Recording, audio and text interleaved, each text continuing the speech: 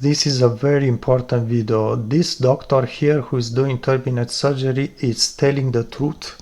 He says the reason there are empty nose syndrome persons is because around the world the doctors are free to do this surgery their way without a standardization. In other words, each doctor is free to remove as much as they want, whatever they want inside your nose. There is no rule to say you should not remove more than this and you should not remove this piece from inside the nose. And then he goes to say, this doctor, the way he is doing. So I'm trying to give you, just play back the video in a moment, and also I'm going to link the video in the comment section. But it's really interesting. Read here, because I'm going to turn off the sound so it doesn't get a copyright strike. And I also recommend you turn the CC caption so you have the red bar here. Just click once, so click like this so you get the red bar and the text. You can also translate the text if you want. Click, so when the red bar it's here, you click the well, and then you click subtitles, and then you click auto translate, and you can choose whatever language you want. So I'm going to just show you, read here the text. There is no sound. I turn the sound off. Just read carefully what he says here.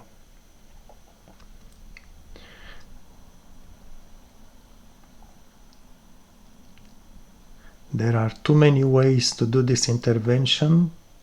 The translations sometimes have problems.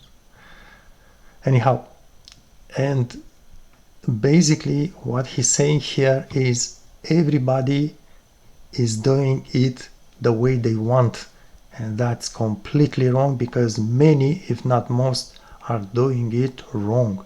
They remove too much and they remove what should not be removed. So I'll let you perhaps read. Now there is, hey, endless advertising in this video, so it's up to you. I'm going to suggest listen at 1 hour. It's a long video. It's 1 hour 20 minutes. Listen at 1 hour 2 minutes. This part where he says that many doctors do the wrong thing because there is no regulation. They are free to do it their own way. That's how they learn in universities, and the universities teach, each university in each country, and inside a country, all universities, they teach whatever they want. That's crazy, but it's the reality. And then I'm going to show you, let's see if we don't get ads. Oh yeah, we got the ad. It's so many ads in this video, it's so annoying. So then he goes to say what he is doing, and I'll explain. Let me just try to jump a little bit. Here you have it. It says the goal of the surgery is to reduce the size of the turbinate. Pay attention what he says here. From a thumb size to a smaller fourth finger, but there is still the same shape of the turbinate. That's critical. Tubular structures of the turbinate, you may look on pictures and just look on internet. So basically his approach, he says he did the reduction on 3,000 persons, and only 2 came back to say they are not satisfied. And also this is long term, right? So it's not so turbinate empty nose syndrome can happen 1-2 years, can start 1-2 years after the surgery. So he's covering that period as well. So basically he's saying that, again, this is going to be around minute 51. So try to listen between minute 51 up to minute 1 hour 2 minutes or so. So it's about 15 minutes from this point, where is the most important part of the video. So but what he's saying is, first he says never touch the mucosa that covers the turbinate bone. Never touch. Of course, they need to make a small slot into that mucosa, but never remove the mucosa, never reduce the mucosa, never cut along the mucosa. Never, never, never. Because that's what will cause dryness in your nostrils, and that's terrible. And dryness can also cause other problems. But the second thing that he says is he's only slightly, so he works under the mucosa, he's reducing the bone part, and that bone goes deep inside the nose.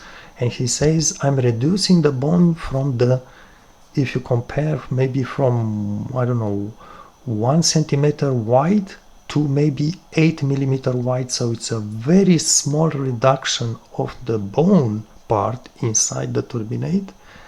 But also extremely important, he does not change the shape of the turbinate. So he does explain what he removes from there, but the shape remains the same. So it's really, really very specific intervention that he's doing. Also, he says he's reducing only, he's touching only the front of the turbinates. He doesn't go deep inside the nose. Another very strong point. And also he's touching only the lower turbinates. So his intervention, it's extremely specific. And he said he only had 2 persons coming back with a problem after 3,000 person surgery. That's his own surgeries. And then he goes to say that other doctors are removing completely the turbinates, are destroying the shape of the turbinates. It has a curvature, like it has a curve to it, the turbinate. Other surgeons are removing or cutting along the mucosa on the turbinates. So basically what he says is, when people got empty nose syndrome is because the doctor did a butchery, did butcher the turbinate in there, did destroy the turbinate, remove too much, remove things that should not be removed, and so on and so on. And that's because there are no rules in the medical world what should be done to prevent empty nose syndrome. So he explains the whole problem very clearly. And also he says at some point in the video, and that's also interesting, he says the medical world still doesn't believe there is an empty nose syndrome problem.